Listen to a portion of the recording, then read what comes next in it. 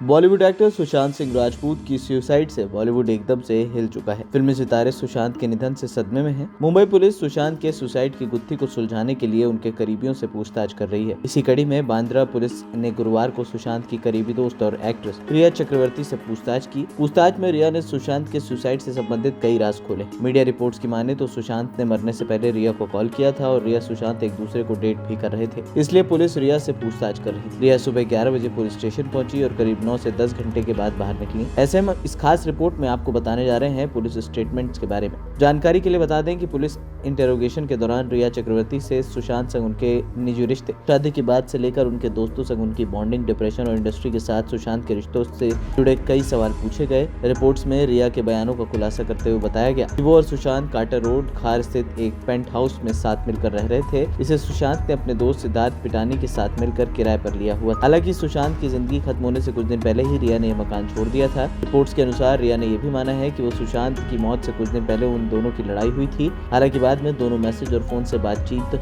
होती रहती थी। रिया ने पुलिस को इस लड़ाई के बाद एक दूसरे को भेजे गए मैसेजेस भी दिखाए हैं और ये भी कहा है कि लड़ाई के बाद फोन कॉल के जरिए भी दोनों की बातचीत हुई थी। रिया चक्रवर्ती ने पुलिस को बयान दिया है कि दोनों जल्द ही एक घर लेने वाले थे और साल 2020 के आखिर तक दोनों शादी के बंधन में भी बंधने वाले थे। रिया ने पुलिस को यह भी बताया कि सितंबर 2019 में दिल बेचारा फिल्म पूरी करने के बाद से सुशांत को डिप्रेशन होने के संकेत मिलने लगे थे। शुरुआत में सुशांत ने उसे नजरअंदाज करना शुरू किया, लेकिन धीरे धीरे तकलीफ बढ़ने लगी। रिया के अनुसार वो खुद सुशांत को डॉक्टर के पास ले गई और सुशांत का इलाज शुरू कराया। रिया के मुताबिक सुशांत दवाइयां ठीक से नहीं ले रहे थे।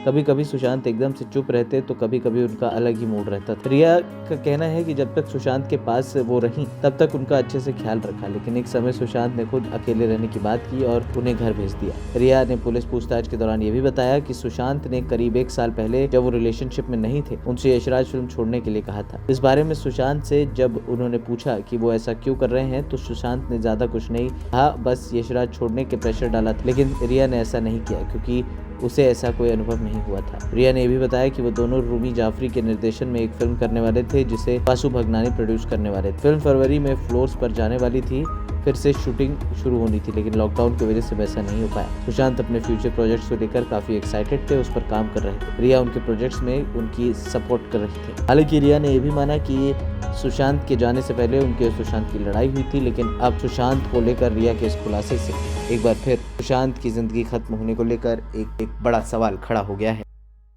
ANP न्यूज रूम की रिपोर्ट।